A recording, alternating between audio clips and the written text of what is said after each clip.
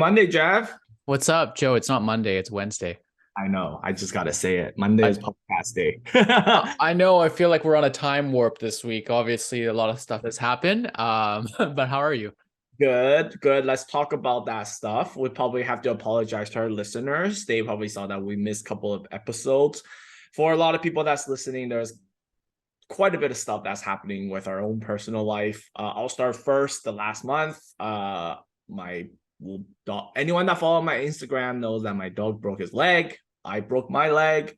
And then my girlfriend last couple of days has been attacked by a severe allergic reaction. So just been kind of going back and forth towards the vet, towards the doctor, getting allergy pills. So fun. It's been a very fun month on the personal life things. But do apologize for missing the episodes. We're gonna get right back into it. We actually have a couple of things planned, but we weren't just able to kind of execute it. How about you? How's your personal life for the last month? Well, I had a really good friend pass away recently, and it was very tough on our whole community and our group of friends. But sometimes that's the way she goes in life, and yeah, we all do our best. So Yeah. that's about all I have to share. And yeah, ready to get back on it. And again, apologize to our listeners. Thank you so much for your support. And we're going to do our best to make sure that we are back on schedule.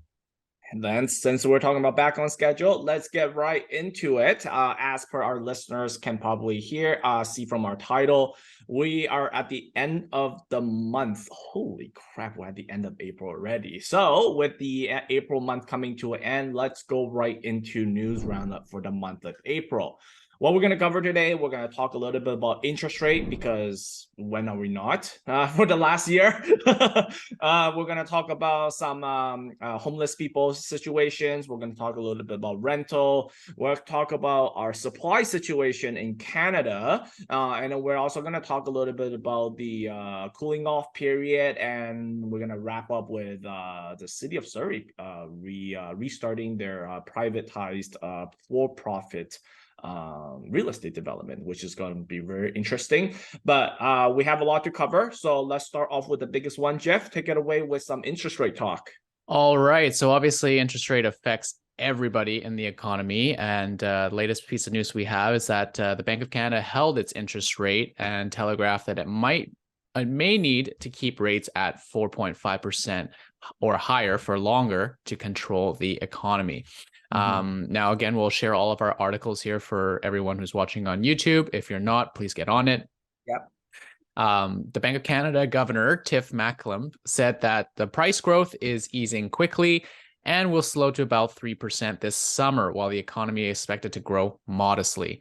The current Canada inflation rate is at 4.3%, which is a huge step down from 5.2% in February. Okay, wow, raising interest rates seems like it's been working. Yeah. Initially, we were focusing our GPD to go up by 1%, but now they've adjusted it to 1.4%, meaning the economy is expected to stay pretty strong.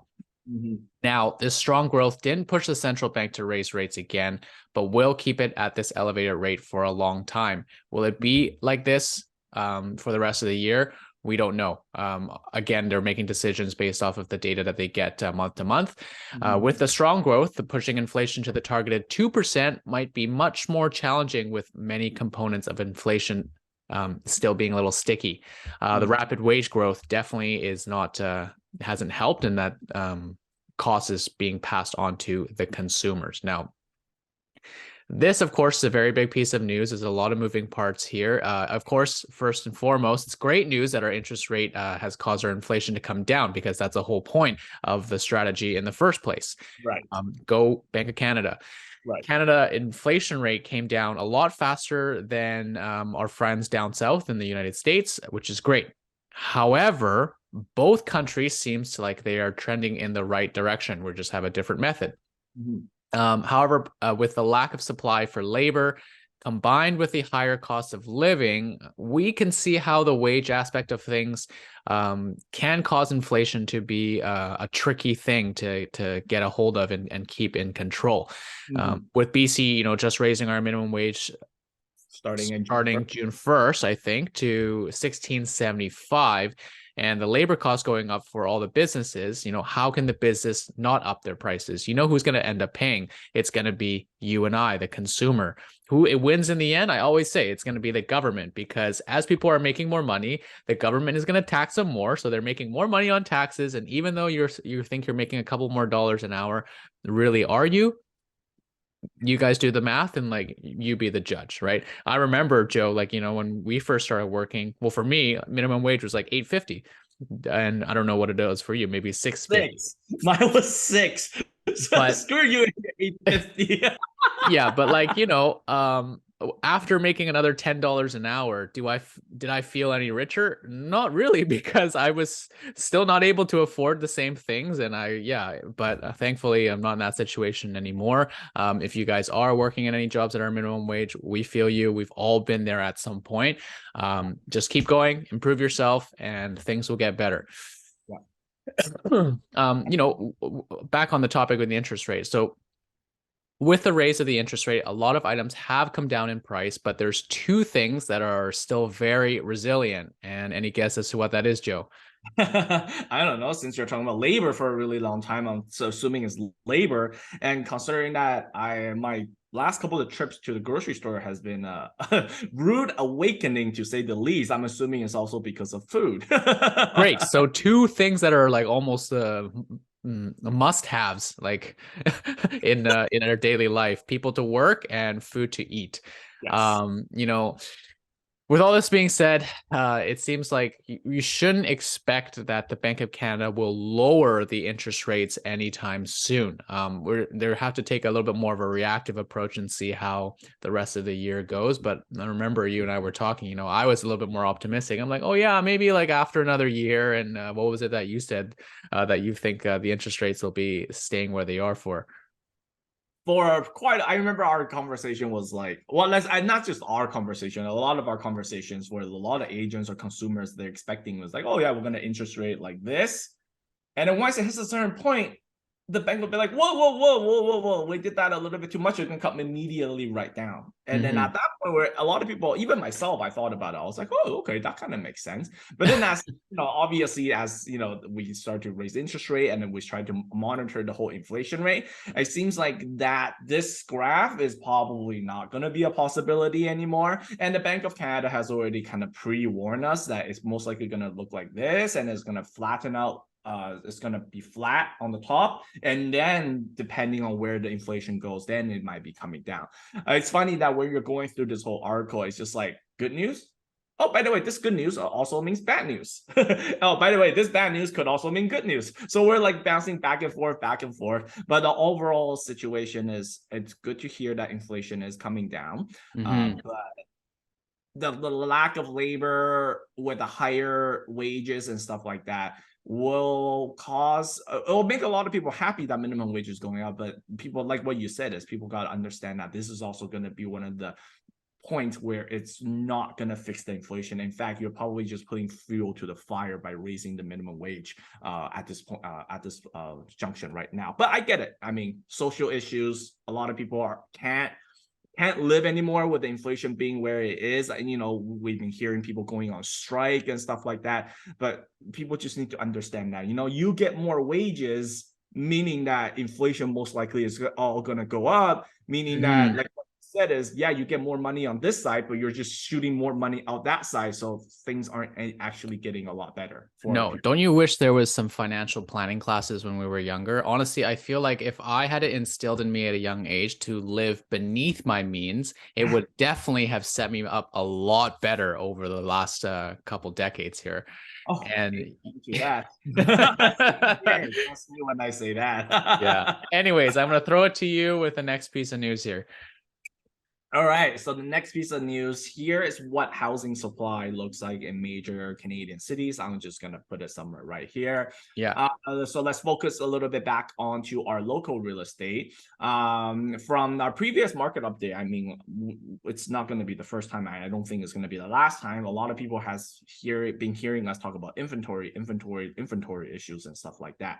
So let's quickly just summarize the article. Our Canadian current home inventory is at a historic historic low. Housing starts remain strong for 2022, but really not enough to keep up with the demand. So let's focus a little bit in for Metro Vancouver, since this is what this whole podcast is. Construction remained high and remained stable in 2022. There was a big drop in condo constructions, which is actually offset by a surge of constructions of rental apartments. And we'll talk a little bit about why that is the case. So Metro Vancouver had about a 43.8% drop in numbers of unabsorbed new units, meaning that there is more people scooping up new units this year for sure, a lot more. One of the things to know about it is that construction starts is what we're seeing right now is really locked with the lower interest rate that was before. These interest rate rises that we are experiencing for the last 10 months actually has nothing to do with the project that's getting released right now, because if their project is getting released right now, they probably got the financing of constructions and all that stuff dealt with way earlier way earlier last year at a way lower interest rate. So what that really means is that once we hit into 2023, 2024, it's going to be interesting to see whether or not we're going to have the same amount of new inventory coming out, especially for sale and not for rent, because a lot of these developers are going to be enduring the new interest rate, which means that their cost is going to be significantly a lot higher. And it's probably because of this reason, apartment starts in 2023 was split equally between purpose-built rentals and condo units. Obviously, why a lot of people will be like, well, why purposely built rentals? Well, it's because of the changing of the financial condition, and the strong outlook for rentals is really the main driver. But hey, like I said, which developer doesn't like $4,000 a month for a 2-bedroom condo that's about 800 square feet, right? And on top of that, please don't forget, purpose-built rentals does get a lot better government incentives for sure. And with the rise of demand for rising immigration and home interest rates, with rise in immigration will also mean that rental demands is going to be higher. And with the housing affordability being where it is, being so unaffordable, a lot of developers are now seeing a lot of kind of a business opportunities should they actually just build rentals instead, which is actually kind of interesting because it really matches kind of what I've been seeing a lot in San Francisco and San Jose during my visits there last year. In this article, one last piece of information that is quite interesting to note is that we are actually still quite strained by material shortages. Like locally in Greater Vancouver wise, a lot of people don't know is that we had actually quite a bit of a concrete issue. We have an issue with concrete truck drivers going on strike, and we actually have key manufacturing plant issues in the middle of 2022. With these two combined, and on top of that, we have massive demands for concrete for both the Broadway subway station and also the St. Paul's Hospital redevelopment plan there at Terminal Avenue. What they're trying to state is that they're not even 100% sure whether or not some of these projects that's still currently under the concrete pouring stage will even get done in a timely manner. It actually might get delayed just because all the concrete needs to be funneled into these bigger projects for now. Wow, that was a mouthful. I think there was like a lot of key points that you touched on there. There was. So let's kind of throw about our thoughts. My first initial thought is in 2022 we had 25,983 housing starts. But I'm also immediately start to think about the immigration policy, the super drive immigration policy that we have about trying to 500,000 people in Canada. I always say, not all 500,000 people will come to Vancouver. Let's just take a quarter of it will come to Vancouver. That is roughly still 100,000 people, 125,000 people. 125,000 people with 26,000 new home starts. The number is just still not adding up for me. Really, it's still not adding up. And this is probably the reason why now we're feeling that all the new condos are getting bought up very, very quickly, and our inventory is still at a historic low. Whatever comes out, people are buying, even at this elevated price points with uncertainty about when it's going to get done. People are still buying because there's absolutely a need. Our supply and demand, once again, and I hate to be a broken record, is just not matching altogether. Mm-hmm. And I think one thing I noticed when you were talking about the purposeful rentals is that the people that are immigrating here, they want to take some time, to make sure they have their PR status in check, especially with the new ban. And number two, they need to kind of get their bearings in the lay of the land. So maybe they do need to find jobs. A lot of people that I've been talking to, they're like, I think we're going to rent for like 6 months. We're going to rent for a year first until we go and purchase a home, even though they have the cash ready. So I find that it was something interesting that I thought about when you were sharing that piece of information. Right. And a second thing I'll add is, and I'm starting to feel it as for a lot of new immigrants, because with Vancouver real estate prices being where it is, really, honestly, even for new immigrants, buying a home might not be like really on the table anymore. Right? Just like a lot of people who immigrates to San Francisco or even the Silicon Valley, like they don't buy homes because they know that they can't really afford it unless they're the fortunate few. So that's why I think the developers are starting to see it as well, and that's why they're just, and plus with a lot of other reasons that we're talking about, they're just going, you know what? Why are we building more condos to sell? We have all these restrictions. We need to sell it within a year, or we can't get it, or we don't have a lot of incentives, and CACs are going up, like crazy. Why not try to take the easy way out? Let's just build some rentals, since the outlook for rental market is still very, very strong. And people who follow our market up, they know that the rental prices have just been going up. Even if it comes down 1 month, it goes up the next month right away. So I get it. I totally get it. Now, another thing about this article that actually kind of concerns me, even though I kind of just said it and I just bypassed it, but I want to just quickly talk about it, is actually the interest rate and how the projects that we're seeing released right now, their construction financing has been locked at a lower interest rate from probably a year ago. What that really means is that this elevated interest rate, we have not really felt its full course of its effect just yet. No. It's actually kind of scary, because like if the developer who's having projects that come out in the next couple of years, they are now kind of provided with this new elevated interest rate. If the performance isn't going to work, if the number isn't going to work, they're just going to be like, well, I'm not doing this. Why am I doing this? I'm not here, once again, to be charity. Yeah, I know exactly what they're going to do. They're going to hold on to their piece of land. They are going to transition that plot to a quote unquote community garden, save some money on their commercial tax, and then just wait it out and see who folds first. We're going to continuously have a supply shortage. Prices are going to stay where they are, and people are just going to complain and be frustrated until the government's like, okay, we really need to think of some creative plan to address all of these issues. But you know what? We'll see what the next 2 years are going to be like.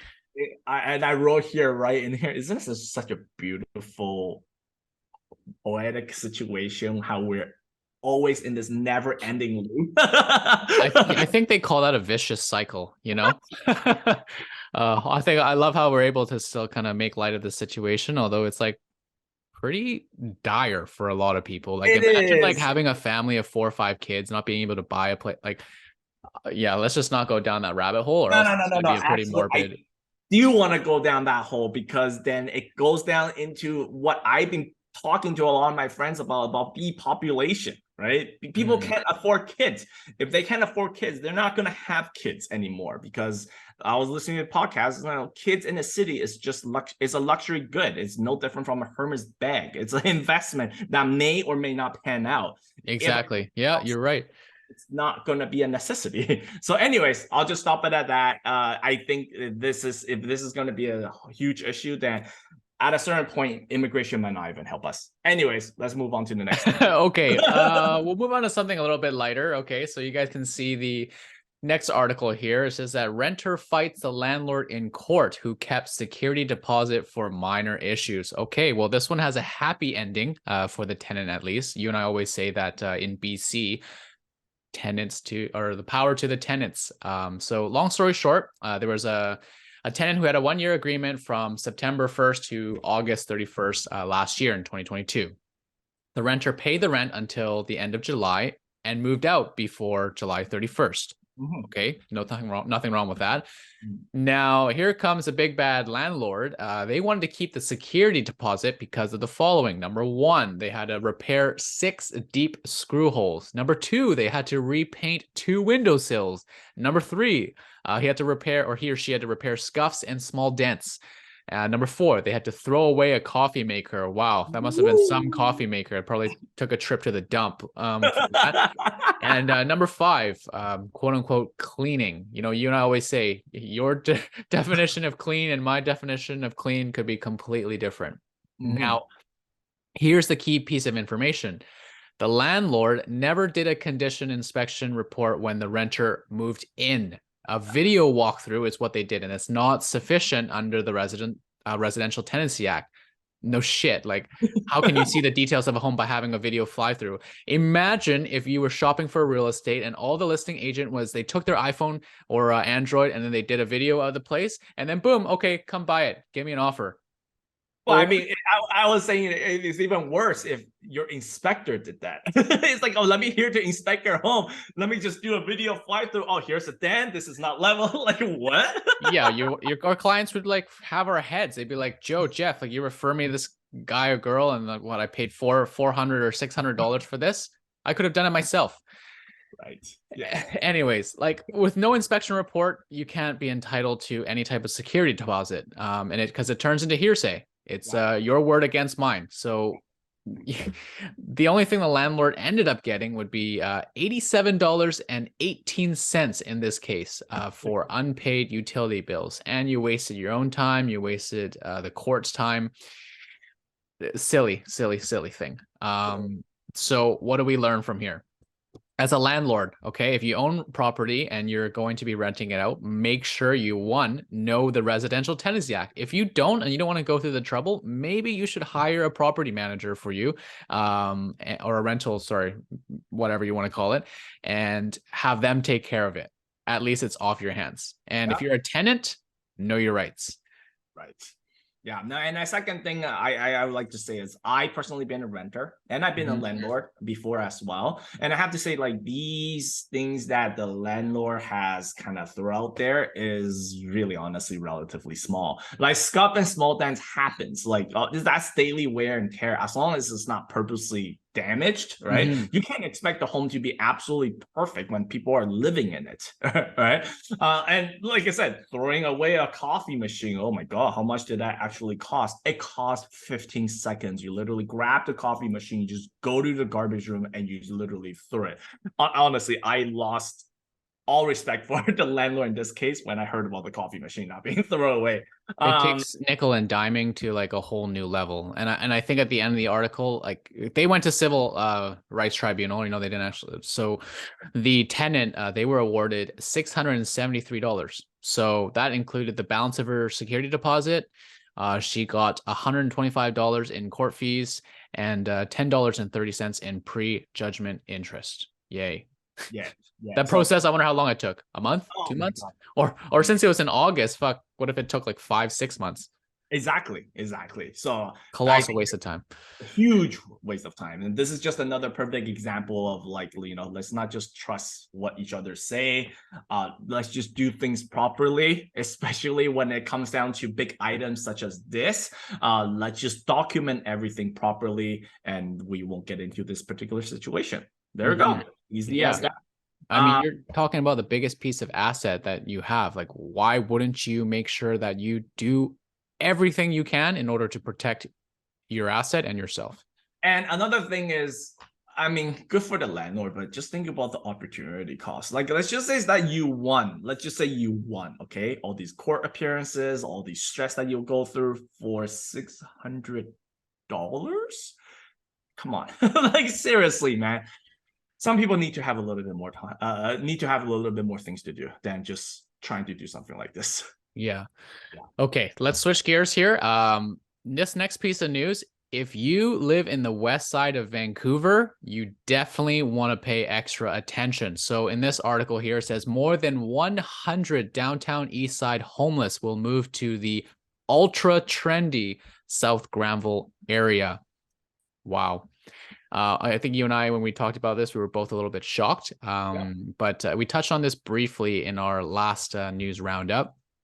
Now, the BC government has purchased a 115 suite senior residential tower at 1450 West 12th Avenue. Vancouver is to be used for homeless to move a bunch of people from the downtown east side. Now, the former seniors that lived in this building were provided a new place to move to. They weren't just kicked out, so don't worry, the seniors are safe. But basically, everyone who was hanging out at Crab Park will be moved into this building, and they will have 24 hours and 7 days a week support. The government paid over $40 million for this tower, and they're spending another $10 million on renovations. Thoughts, Jeff? You grew up around the area, so I purposely left this article for you. Talk about it from your perspective. I know you used to hang out there more than I did. I mean, I'm a rich boy growing up, so screw the article, screw everything. What does Jeff feel about this? I'm very conflicted about this. Like, on one hand, I'm so concerned for the people that live there. There's a lot of seniors that live and shop in that area, I would say, and to have so many at-risk people being exposed to that, it's just like, I don't know, it's a lot of potential headache. But on the flip side, you know, these people who are at risk, they deserve a chance to feel like normal people and to be rehabilitated. And sometimes they were just dealt a really, really shitty hand, continuously beat down by life, the system.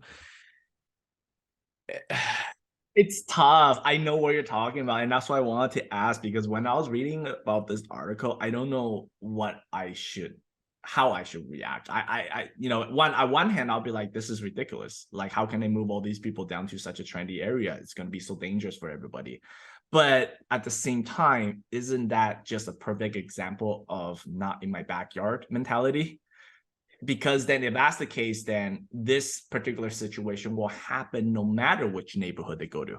Yes. And I think we have to take this, or at least personally, I feel like we need to address this as we are one people, not them and us. Yeah. This reminds me of, I think it was a movie Dread or something like that. It was like in a future society where people were like locked into a compound, and like you had to have certain level of access or have a certain grade in order to get out of there. And then there's like security and police like around there all the time. It's just very, very morbid. Like, that's not the type of world that I want to live in. But at the same time, like, there does need to be security checks in place to protect the general public, because these people are transitioning, hopefully, from being at risk to, I don't know what the correct term is, but to be more, I don't want to say normal, because that's a polarizing thing. Honestly, I think no matter what I say nowadays, someone can take offense to it. If you do, I'm sorry, it's not my intention, but there needs to be a system in place to rehabilitate them and protect everyone, and also them from themselves. Of course. And it's without given, I guess, in the article, a lot of neighbors obviously has been extremely against this idea. They were fighting it as much as they could. What I have actually heard from just my insider sources is that the seniors was actually very happy living there. So that was another actual factor. Yeah, the building was old and needed some touch-ups and stuff like that, but they were happy. They were happy in that neighborhood. People were happy that they were there. So them getting kicked out to Burnaby and obviously having, you know, the people from Crab Park to be placed here is another layer of complication there. Another thing I actually, some people had the issue is like $10 million for renovation. Like, maybe we just need a little bit more context. We didn't know that the building was literally about to collapse, because if it's just cosmetic changes and with some piping changes, like, with $10 million is a lot of freaking money to clean up a building like that. So yeah, like, are they going to be getting all upgraded like Miele appliances? Like, are they redo all the piping, all the windows, exterior balconies? Like, I Yeah. don't know. It's a little scary. And you know what's Exactly. going to happen to all the retail shops nearby is like vandalism and crime going to like increase in that area. Like we don't know. But lock your doors, lock your windows. Yeah, so and yeah, so that's why we wanted to put this out there. I can see where everybody's in that neighborhood is being so negative, but we're being extra careful because like I said, this is gonna happen no matter which neighborhood they go to. And we've been always talking about, oh, then trying to have a fair society and not their side, our side, and stuff like that. But on the flip side, there's obviously a very strong not in my backyard mentality and stuff like that. And I feel for the city sometimes, man. Like they're stuck in the middle. Absolutely. Like they're like these people from the downtown east side are being passed around like a hot potato. And okay, well, you want to rehabilitate them? Great. This is going to cost money. You don't want to pay that extra 10% in property tax? Okay, well, where's this money going to come from? What are we going to cut? Are we going to cut healthcare? Are we going to cut education? Like there's only a limited budget of how they can spend. What they really should cut is everybody's salaries that's working for the government. Like the higher up people, obviously, not the people going on strike. But that's my last 2 cents on that topic. Joe, do you have anything to add? Let's move on. No, I know it's a very sensitive thing, and I think we touch base enough about it, and we'll just kind of let the rest, I'll let people kind of decide what they want to believe in. And obviously, you have a problem with it, talk to the city. All I right. just want to throw in there, like, how can the police chief make more than the prime minister? I like Okay, how moving you on. Last go thing. back onto this. Obviously, someone was choked. No, I'm just joking. Moving on. Let's move on to this particular article. Kind of interesting, caught my eye. BC's cooling off period for home sales should be scrapped. This is coming directly from is a report from Royal LePage, saying that there is few. I'm air quoting for people that's on the podcast. Few buyers that's abusing the system. And obviously, they believe that this particular system puts the seller at a disadvantage, especially because now if they get a subject-free offer, they still have to wait several days before they go and buy something that they like, just to ensure that this particular offer is actually going to go through, which might mean that they might lose some opportunities for the homes that they like, especially in this low inventory environment. Sounds like exactly what we talked about. What was it, 6 or 8 months ago when they first announced this plan? Well, yeah. So before I make my comments, let's just bounce some ideas back and forth. There's today's end of April. It's been about five months now. How many times would you say that you have encountered this recession period? Like, be truthful. About 5. Okay, so I thought about this before the podcast started. I experienced about 7, so it's about 4 months. I personally feel like this number is not to a point where I feel like I need to start being concerned that people are abusing it. No, I feel like it's still less than 1% of what the transactions are from January until now. Right. People are just finding a reason to complain, as we naturally do. Of course, complaining is fun, man. Complaining is fun, right? Maybe it's funny because maybe we're just not in the right neighborhood. But we talked to a lot of other agents as well, and it seems like the consensus is that it's not happening as much as what people think. Especially, well, it's not happening as much as what this article is projecting it to be. So because this particular article I wanted to say is that they make it sound like there's a lot of buyers that's abusing the system, but and then they're even saying how it's like, oh, buying houses shouldn't be like buying apples and stuff like that. Well, buying clothes, I think was the analogy. I think the biggest difference that they need to know in this article is that it's not the same. You're not really comparing apples to apples, because if you return the clothes that you bought in Forever 21, is Forever 21 still around? But anyways, I say that Forever 21. For your info, yes, Metrotown. You bought, and then you say, oh, I don't like it, you're going to return. It's not going to cost you thousands of dollars. Some of them might not even have a penalty in place. Right?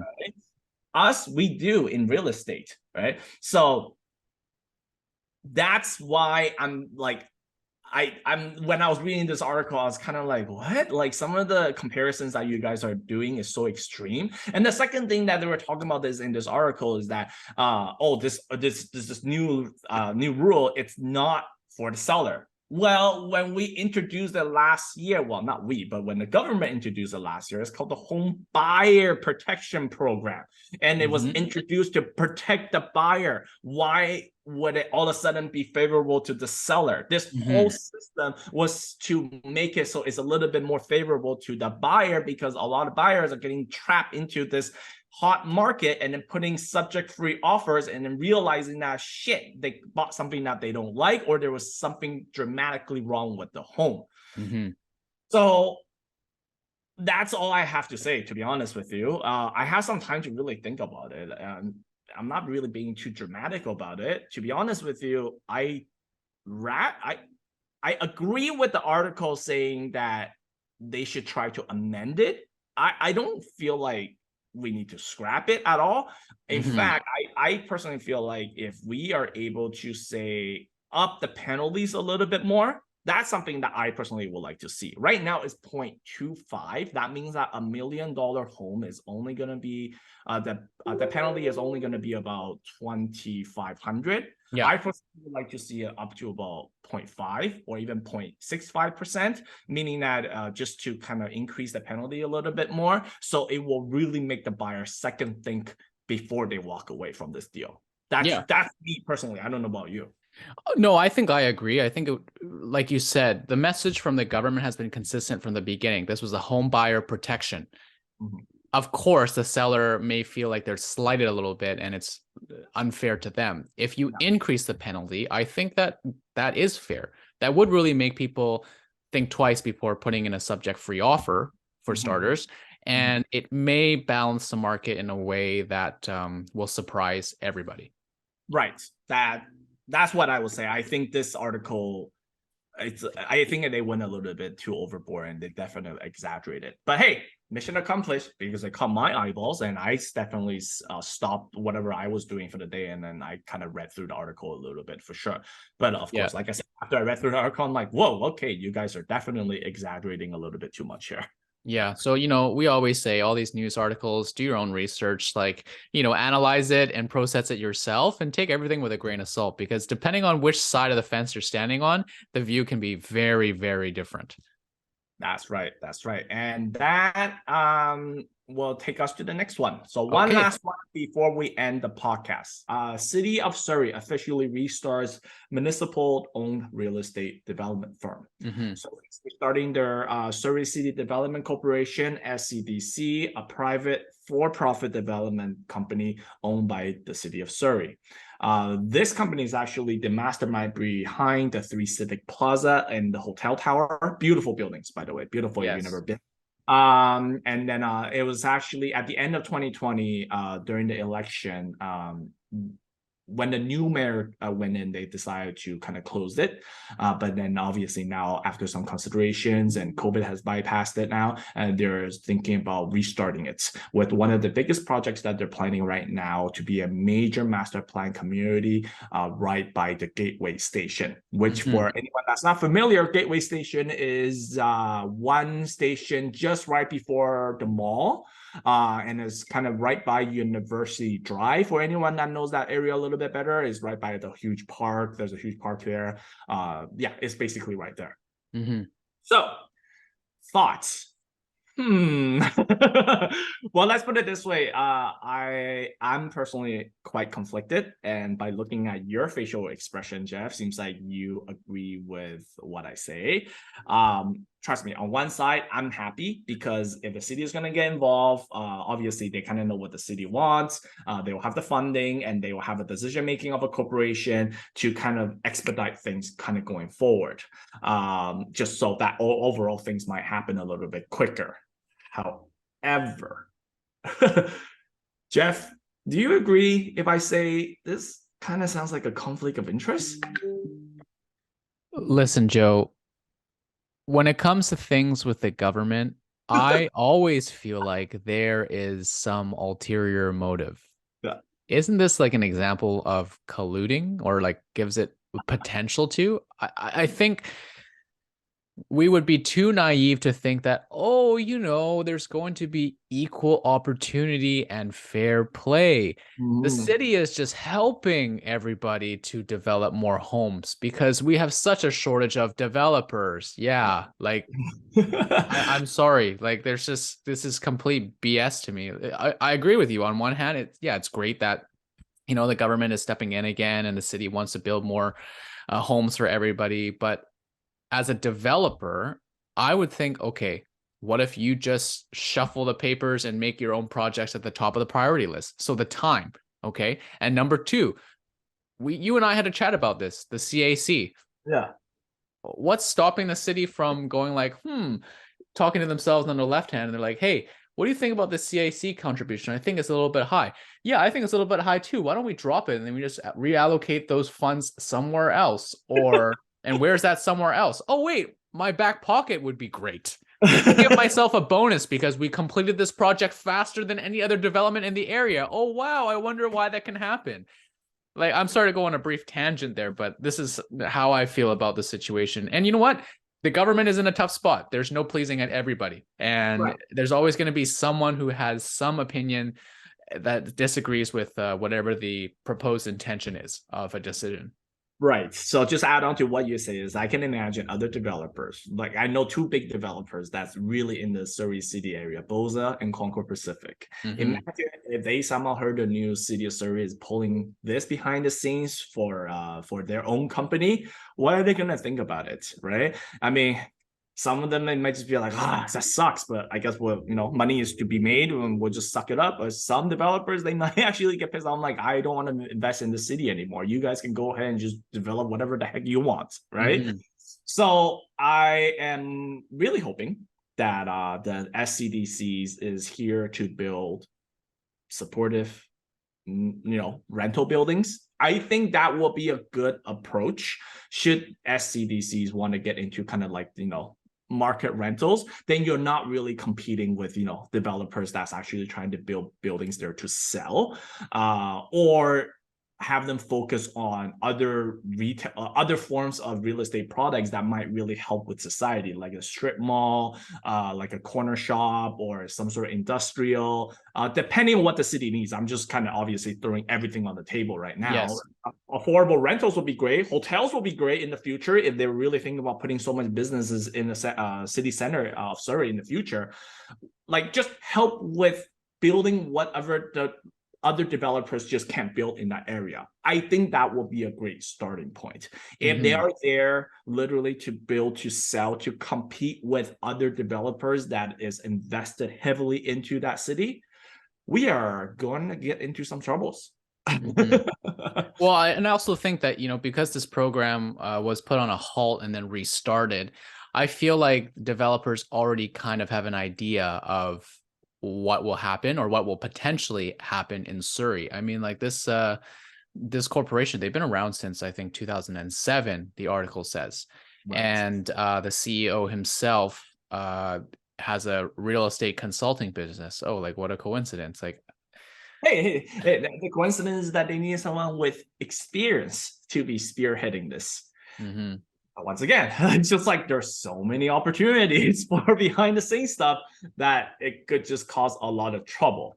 And as a side note, as we conclude this particular podcast, SCDC, your website, scdc.ca, the website doesn't work. Just FYI, it just makes things a lot more shady, if you want me to put it, because I was trying to do some research behind for SCDC and I can't find any information on it because their website doesn't work. Just FYI, anyone that's working for SCDC, get on it, please. I And love with that. thank you. I have to, yeah, we can do our research before we do. We talk about our news roundup here, right? So, but with that being said, that will conclude our April news roundup. We will be back next week with a news market update. That'll be an interesting one. And with that being said, Jeff, take it away. All right. Well, we would love to hear from you guys about what you thought about the news that we shared. We tried to keep it interesting for everybody. If you have any feedback, please let us know. As always, and by now, you should know that my name is Jeff. My name is Joe. And we're the Micro Vancouver Real Estate. Please help support our podcast and algorithm by liking, commenting, subscribing. Send it to your best friend, your uncle, your grandma, your grandpa. It would really help us out, and we appreciate you a lot. We will see you next time. Bye, guys. See ya.